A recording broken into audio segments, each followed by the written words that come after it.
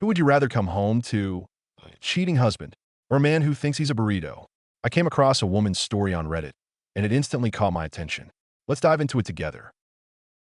I never thought I'd say this, but when I left my husband alone for 3 weeks, I honestly wish he had just cheated on me instead, because what I came back to was chaos, fire hazards, and a house that will probably never smell the same again. Let me take you back. 3 weeks ago, I had to leave for a work trip. I travel a lot for my job, but this time it was longer than usual. I asked my husband if he wanted to come with me. He smiled and said, "Nah, I'll just stay home, relax, maybe play some games, order pizza." He's 41 years old, so I figured he'd be fine. I mean, he's a grown man. Sure, sometimes he does silly things, but nothing that bad, right? So I kissed him goodbye, grabbed my suitcase, and left, completely confident he could handle 3 weeks alone. Spoiler alert, he could not. It started on day 2. Yes, not even a full week. By the second day, he had decided that he was going to become a grill master. There was just one problem. We don't even own a grill. But apparently, that tiny detail didn't stop him. His brilliant idea was to stack 3 baking trays on top of each other in the oven. Then he poured lighter fluid all over them. And to finish it off, he set the oven timer for 40 minutes. When he told me this later, I thought he was joking. But no, the smell of gasoline still lingers inside our oven to this day. The smoke alarm went off. The neighbors probably thought our house was on fire. And meanwhile, he just stood there fanning the smoke with a dish towel, proudly calling himself a grill master. And that was just the beginning. See, my husband spends way too much time on TikTok. And apparently, while I was gone, the algorithm decided to teach him about minimalism. You'd think that means cleaning up the house, getting rid of unnecessary clutter, maybe reorganizing the closet. Nope. He took it as a personal mission to throw away half of our kitchen. Plates, mugs, bowls, utensils gone. When I came back, the only things left were one giant salad bowl and the dog water dish. He told me, dead serious, we only need one bowl each. That's the minimalist way. So yeah, we're down to eating cereal out of a salad bowl and sipping coffee out of a dog dish. But that wasn't the worst part. He also decided to change his diet. Instead of cooking, he bulk ordered 20 frozen burritos. And for 2 straight weeks, that's all he ate. At first, he microwaved them like a normal human being. But by week 2, he got creative. He started eating them half frozen, claiming that it was basically a cold wrap. His excuse? He said it saved electricity. I wish I were kidding. Meanwhile, the laundry situation was getting out of control. He apparently decided that washing clothes was optional. So he rotated between 2 pairs of basketball shorts for 3 weeks straight. By the time I came back, those shorts were stiff. Not like wrinkled stiff, like cardboard. I swear when he sat down, the dog actually growled at him. I think even the dog knew something wasn't right. Now, keep in mind, this is only halfway through the timeline. And already, I was questioning if my husband had lost his mind. But he wasn't done. Oh no, he was just getting started. At some point during my absence, he went on Amazon. That alone is dangerous enough. But instead of buying groceries or cleaning supplies, he bought a synthesizer, a giant electronic keyboard. Why? Because in his words, Mozart sucks and I could do better.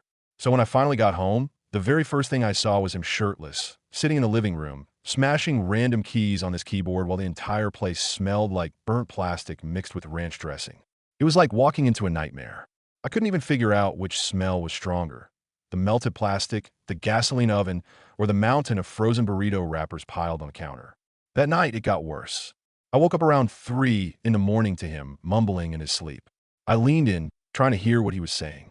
And I swear on everything, he was whispering, "I am the burrito. I am the burrito." Meanwhile, the dog had completely abandoned the bedroom and taken refuge in the bathroom. She refused to come out. Honestly, I don't blame her.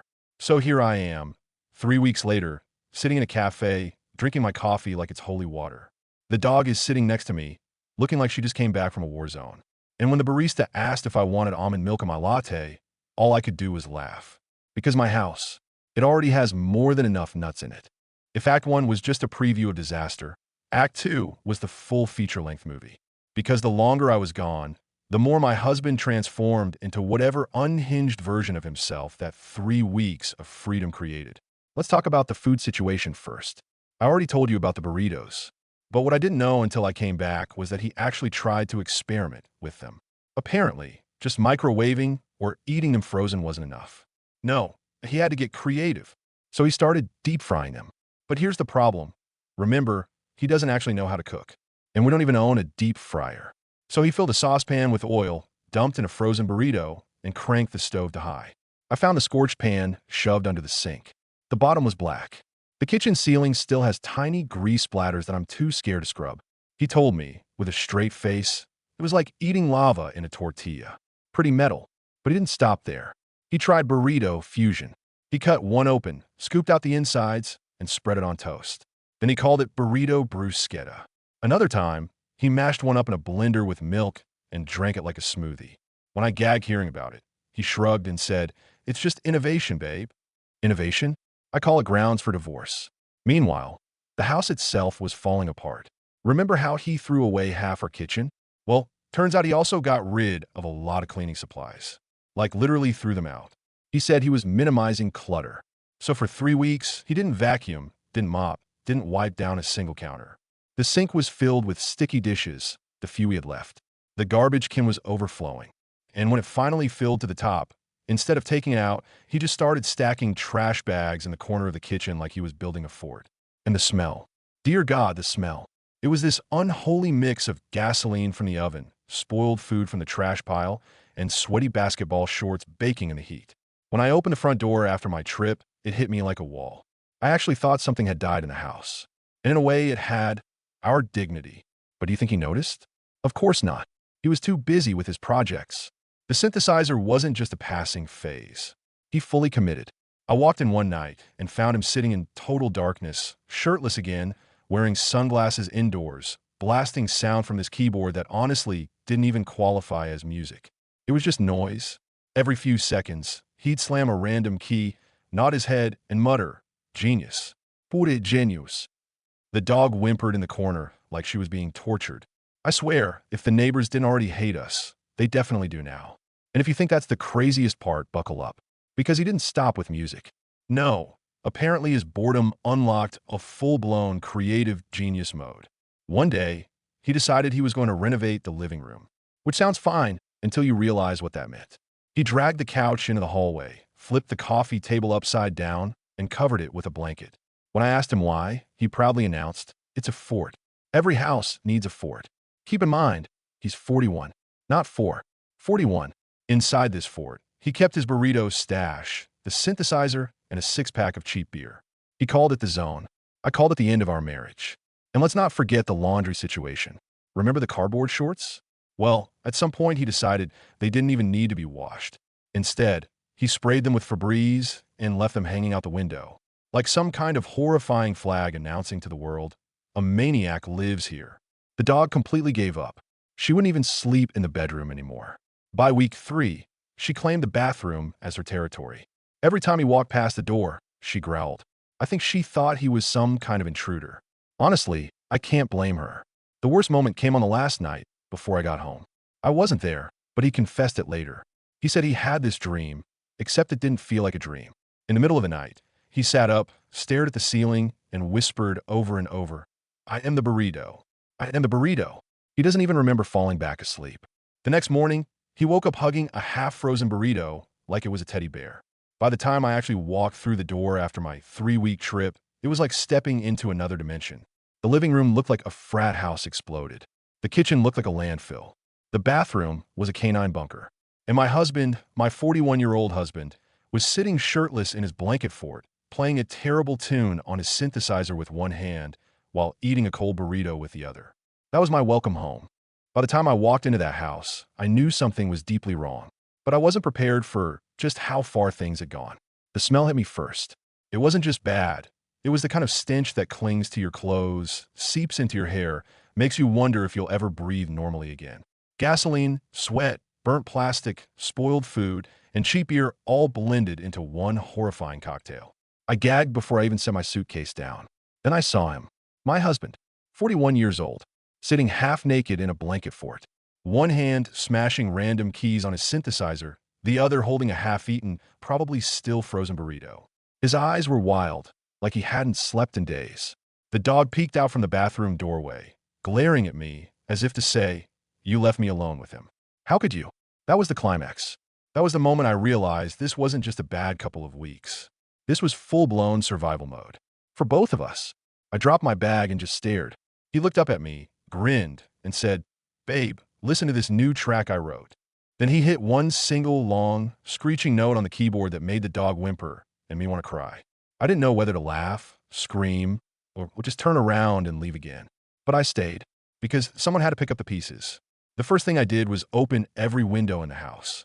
Fresh air came rushing in, and for a second, I thought maybe I'd be okay. Until I saw the kitchen. Trash piled higher than the counter. Empty burrito wrappers scattered like confetti. The sink overflowing with a toxic soup of dirty water and burnt pans. I actually put my hand over my mouth to stop myself from throwing up. Then I checked the laundry situation. 2 pairs of basketball shorts hanging stiff over the back of a chair like some kind of horrifying art installation. I touched one with my fingertip and instantly regretted it. It was like cardboard. The smell made my eyes water. I backed away slowly, like I had just disturbed a cursed object. Meanwhile, my husband followed me around the house, giving commentary like some kind of deranged tour guide. This is my creative zone. That's my burrito corner. And here, we have my masterpiece, minimalist dining. He pointed proudly at the one salad bowl and the dog's water dish sitting on the counter like they were priceless antiques. I swear, if he hadn't looked so sincere, I would have thought it was a prank. But it wasn't. It was my life. I spent the next 2 days cleaning, scrubbing, vacuuming, bleaching every surface I could reach. It felt less like housekeeping and more like performing an exorcism. The house groaned under the weight of neglect. Every room held evidence of his slow descent into chaos. And every time I thought I'd reached the bottom, I found something worse. Like the pan under the sink, charred black from his deep-fried burrito experiment. Or the pile of empty Febreze cans he'd used instead of washing clothes. Or the sticky ring on the coffee table where he'd spilled beer and then covered it with the blanket fort. The dog stayed, glued to me the whole time. She followed me room to room, refusing to even look at him. At night, she curled up against me in bed, trembling every time she heard the faint sound of his synthesizer from the living room. I think she has PTSD. Honestly, so do I. Eventually, the house began to resemble something livable again. But the damage was deeper than dirty dishes and burned pans. Something had shifted between us. I couldn't look at him the same way. Not after seeing what 3 weeks of freedom did to him. So here I am now, sitting in a cafe, sipping my coffee like it's communion wine, trying to cleanse my soul. The dog sits beside me, eyes wide, ears back like a battle survivor. The barista asks if I want almond milk. I just shake my head, because after the circus I just lived through, the last thing I need is more nuts in my life. And that's the truth. 3 weeks away from home nearly destroyed my marriage, my sanity, and my sense of smell. I thought leaving my husband alone would be harmless. But now I know. Some men can't be trusted unsupervised. Not because they'll cheat, not because they'll party, but because they'll build blanket forts, worship burritos, and nearly burn the house down with a fake grill experiment. So, to everyone listening, what do you think?